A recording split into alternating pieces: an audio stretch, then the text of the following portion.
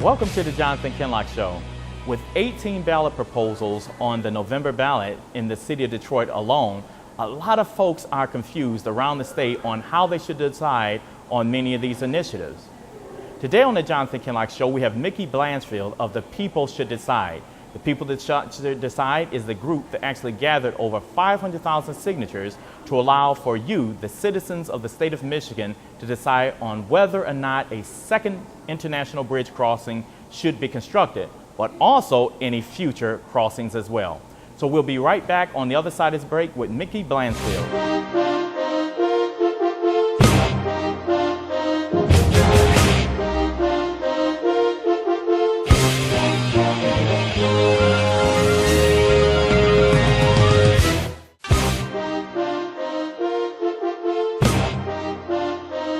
Welcome back to the Jonathan Kinloch Show. With 18 ballot questions on the City of Detroit's ballot alone this November, a lot of individuals are confused on whether they should support any of these initiatives. There are mixed messages that are being put out into the community. So in the coming weeks, we're going to be answering some of these questions surrounding these ballot initiatives. Well, today on the Jonathan Kinloch Show, we have Mickey Blashfield, head of the People Should Decide initiative, that actually gathered over 500,000 signatures to allow you, the citizens of the state of Michigan, to decide whether or not an international bridge crossing or other crossings should be constructed in the state of Michigan. And I want to welcome him to the show. How are you, Mickey? Doing great, Jonathan. Thank you for having me on. Well, you all have been very busy between the gathering of the signatures and the court battles that ensued after you filed those signatures. And you had a lot of different opinions coming out of the AG's office as well as the governor's office on whether or not this initiative or this proposal was constitutional or not. Why did you all feel that there was a need to actually embed in the state constitution this particular issue? Well, this is regarding international bridges. It's certainly not something that the state of Michigan goes into every day, and with good reason. They're wildly expensive because of not only the infrastructure, but for the day in, day out facility costs of a new port of entry and customs facility. So it's expensive. And we've only had a couple of thresholds that have been crossed with that in the past. But in this case, we wish we weren't in this position. We wish that we didn't have to go out and collect signatures and put it on the ballot. Because this is something that the legislature has already told the governor no on, and they had all the time in the world and all the information to study, and they determined that it was not warranted to build an international bridge. The traffic is down. There's no business case to be made by the government bridge proposal. It's just not needed at this time. But yet the governor has continued to go forward and in fact go around the legislature. The facts are the facts. The traffic is down. No study that the government bridge folks have done, and they've spent $40 million just studying this over the last 8 or so years. $40 million that could have gone to fix roads and potholes, but instead went to a study, and none of those studies indicated that this will make money and that this will make ends meet. It's going to have to be subsidized, in fact. So we went forward. The People Should Decide was formed, put this on the ballot, and it withstood the legal challenges, and will be on the ballot on November 6th for people to vote yes on. Vote yes on Proposal 6. You're saying that there is no need for this the second expansion, bridge expansion into Canada, but you have former Governor Jennifer Granholm, you have the current governor, you have many business organizations who are saying that this bridge is necessary, as well as you have the, from what's being said by the governor, the federal government that's actually supportive of this second expansion being constructed.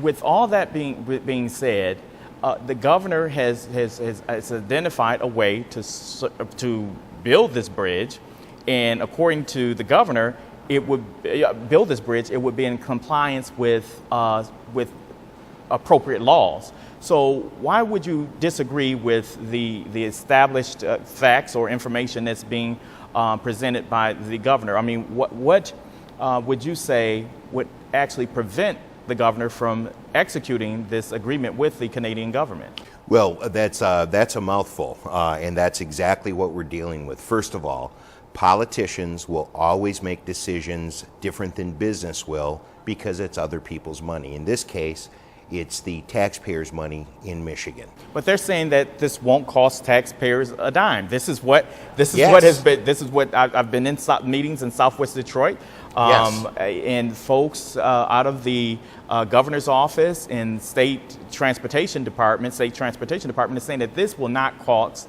taxpayers a dime. The Canadian government will be on the hook for this. Jonathan, you're a smart guy. You've been around Detroit for a long time. Can you point to one other $3.5 billion piece of infrastructure that didn't cost taxpayers a dime?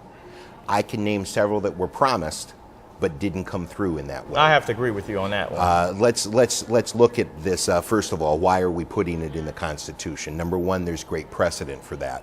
Because in the 1950s, another governor, Governor Soapy Williams, promised the state of Michigan that the Mackinac Bridge wouldn't cost a nickel to the taxpayers. It would all be paid for by tolls.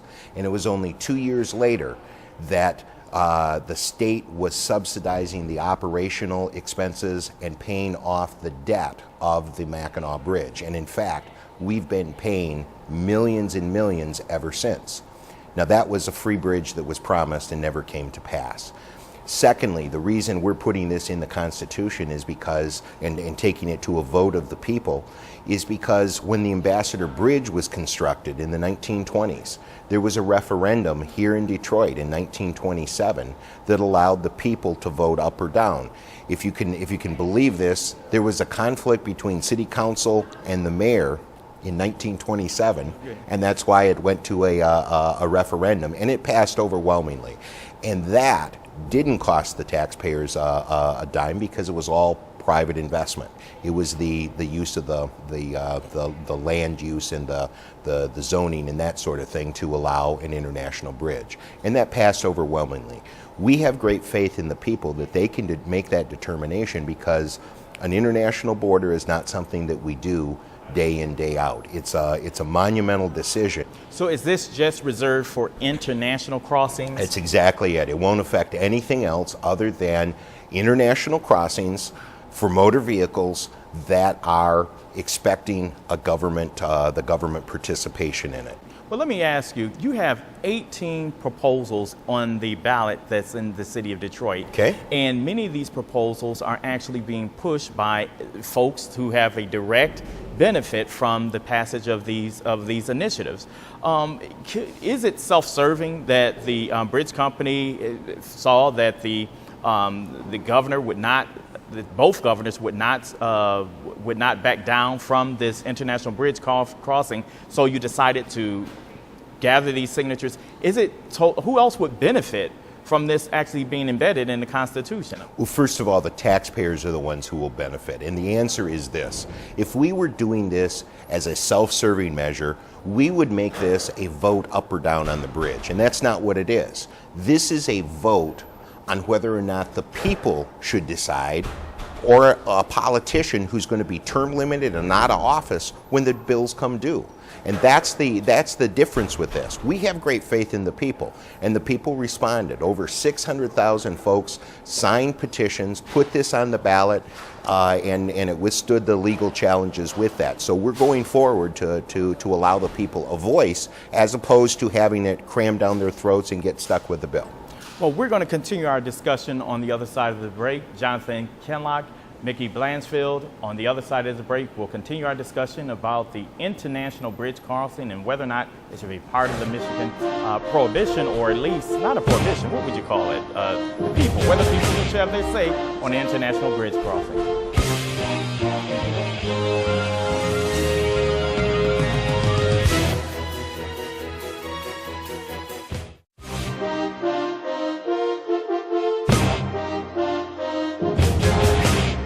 Welcome back to the Jonathan Kinloch Show. If you're just joining us, I'm having a conversation with Mickey Blashfield, who is part of the group Let the People Decide. We've been talking about the ballot proposal that is on the November 6th ballot surrounding the second crossing to Canada and the initiative would require, if it passes, it will require the citizens of the state of Michigan and the local communities, to actually have a say in that. Well, this is what is confusing to myself and many folks out there. The governor of the state of Michigan, who is the chief executive officer, elected official in the state, who has the responsibility for expenditures of state resources and overseeing of state assets, the governor is saying that this will not cost Michigan's taxpayers a dime. What makes you so sure that you're right and he's wrong? I mean, he's the one who controlled, at least from my understanding, the state's purse strings. Jonathan, this is why we have elections and not coronations, because the governor, while he is a good man and has done made a lot of proposals, and there's been a lot of change in the 2 years that he's been in office so far, this is one that the legislature thoroughly looked at, thoroughly examined, saw all the studies, saw all the justification, and there was no scenario that it made business sense, that it made traffic sense, that it was going to be, that it made any financial sense. The governor says it's going to be free, but what he means by that is we are going to go into debt, $550 million from day one in order to borrow that money from Canada, and then the interest clock starts ticking. Debt is not free. We still have to pay it back. And in fact, there's no traffic scenario that we're going to be able to pay that back. I think they're saying from the tolls. I believe from what I heard. You're exactly right. He says that tolls will pay it. The tolls will pay the bonds back, the borrowed money from Canada back. But that's just not true, because traffic projections have failed to meet any of the projections that the government bridge studies have put forward. Traffic, when they made projections in 2004, traffic did not rise to meet those projections. When they updated them in 2007, 2009, and 2010, traffic has remained low. So if you don't have the traffic, you're not going to have the tolls to pay it back. But that's only one. The debt is a significant portion of that, and it could be up to $8 billion in debt because of the interest tolling from day one before we have the money, any toll money. Well, why wouldn't the governor just say, look, this is how much we're going to have to pay into this project. It is a necessary public works project, as they always do. They always do claim the jobs that will be created from this public works project in a community and in an area and in a state that desperately needs job creation. Why wouldn't the governor be willing to actually state what the check or the bill will be for the taxpayers and the benefit? Well, you'll have to ask the governor, because he's made a calculated decision that it's not going to cost us anything. But let me continue of why it is going to cost us. That's the debt. It's also going to cost, in their own studies, they estimate that where they're going to get the traffic to populate this new government bridge is from the existing crossings. They expect up to 70% of the Ambassador Bridge traffic, 24% of the tunnel traffic, and 18% of the Blue Water Bridge traffic. Now, but they're saying that, like I said, we have a church in Southwest Detroit, right. Drive that 75. Right. There's a lot of traffic down there. So is there a need for some relief during certain hours of the day? You'd have to point out when that need is, because when customs is operating effectively at the Ambassador Bridge, when all the booths are open, there's seldom a delay, unless there's a security reason. And in those cases, we're going to embrace the delay, right? But you can point to no time that there's been, they talk about the delays at the border. The Ambassador Bridge is currently the most efficient border in North America. Federal Highway said that in the early 2000s. They did a study in 2002. We just recently updated that study as well too, comparing ourselves to the Blue Water Bridge and to Laredo on the southern border, or El Paso on the southern border. And the bottom line is the Ambassador Bridge remains efficient. We get traffic through. There's no traffic need, and I think we have other priorities. Okay, let me ask you that money could go for. Let me just really ask you. Okay, if there isn't a need, why in the world are we even talking about this? I mean, somebody had to strike the conversation back during the Granholm administration. Who benefits from this? If there is no need for a bridge, the legislature chose not to support a second expansion. So who's driving this? Sounds like a variation of the follow the money question, and it's an excellent question. Number one, there is no traffic need. Number two, Canada's the one who wants this bridge and is willing to put the money up. They should just go forward and buy the land on the open market and make their application on their own. But instead, they've asked Michigan to intercede so they can condemn land, so they can throw 257 people out of their homes. More than 43 businesses in the area where the government bridge would be located have to be condemned, and that represents about 1,000 jobs. Let's talk about the potential, or what the other side is claiming would be the benefits, and particularly to the neighborhood, the Delray community, a very distressed area surrounded by industrial uses. I've been, around and involved in Southwest Detroit for quite some time, so we're going to talk about that, the impact on both sides of this issue here on the other side of this break.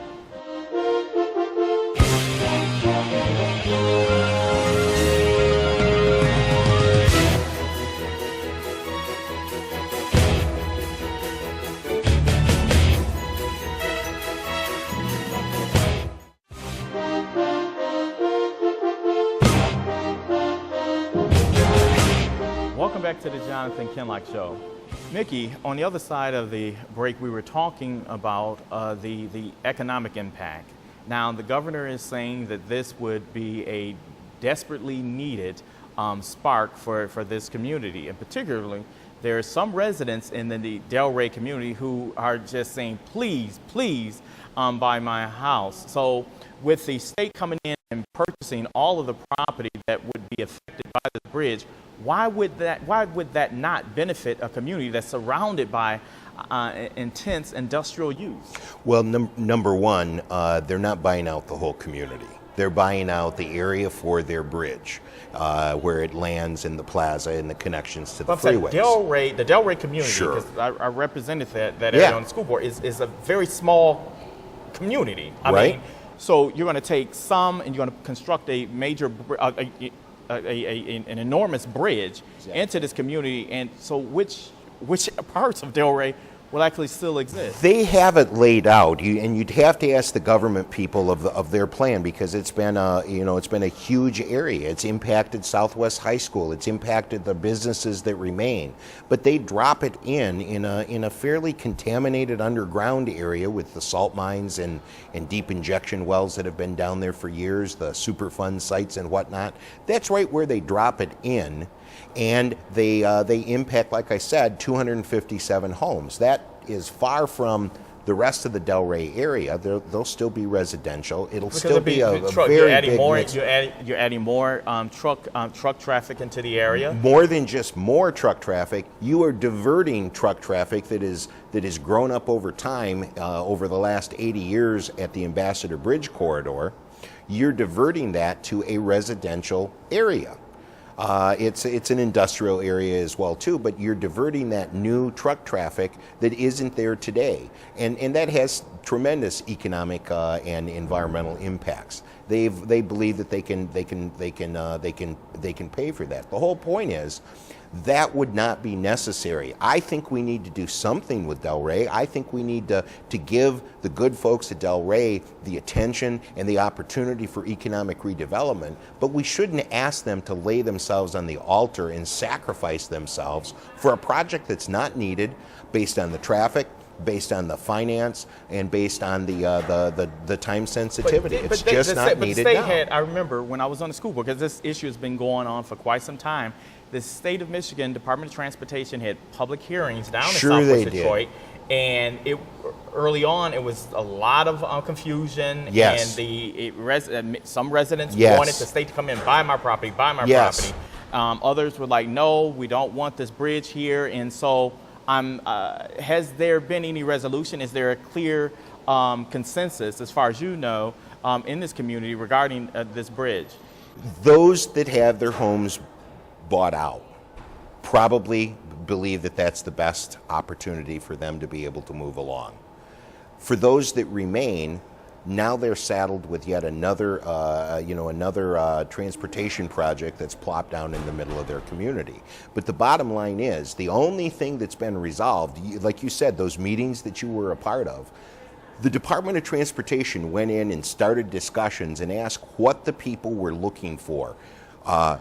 Free homes was one of the things that they carried forward for a number of meetings, that they would offer people free homes. Now, tell me this. Now, I remember that. And then also, has the Department of Transportation ever been able to follow through on that? They didn't for Pole Town. They didn't for other projects in the city. It was nothing more. In fact, what they filed in their green sheet with the Federal Highway Administration for the environmental clearance, they said, we've discussed all these things, but we're not responsible for implementing. When they were holding those public hearings at that time, they were saying that it's the Delray community and then another community a little further east of the Delray community as a potential location. So when they were holding the public hearings, they were saying it would be one or the other location. And then, of course, the announcement came that they were moving forward with this.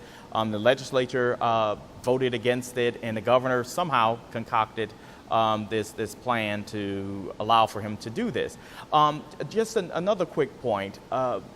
The governor has signed an agreement with the Canadian government, signed an agreement already to build this bridge. What is the impact of this constitutional amendment now that it will, if the voters approve it, it will be approved after the state has entered into this agreement. Does the effect of this amendment to the Constitution, does it revert backwards, or will it affect future? Those are both excellent questions. First of all, I would submit that MDOT put the cart before the horse to raise people's expectations on a project that they didn't have the ability to follow through on. Not the first time that that's happened. The bottom line is, as you said, the legislature said no, and the governor went out and he purportedly signed an agreement with Canada.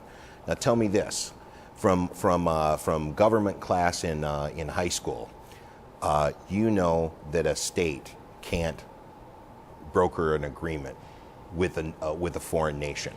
It wasn't allowed back in revolutionary days, because if that were the case, New York's port would have obliterated any of the other development along the eastern seaboard for the fledgling colonies. So you can't do that. Secondly, the parties that the governor had sign the purported agreement were the Department of Transportation and the Strategic Fund, both agencies that the legislature said cannot do what they did.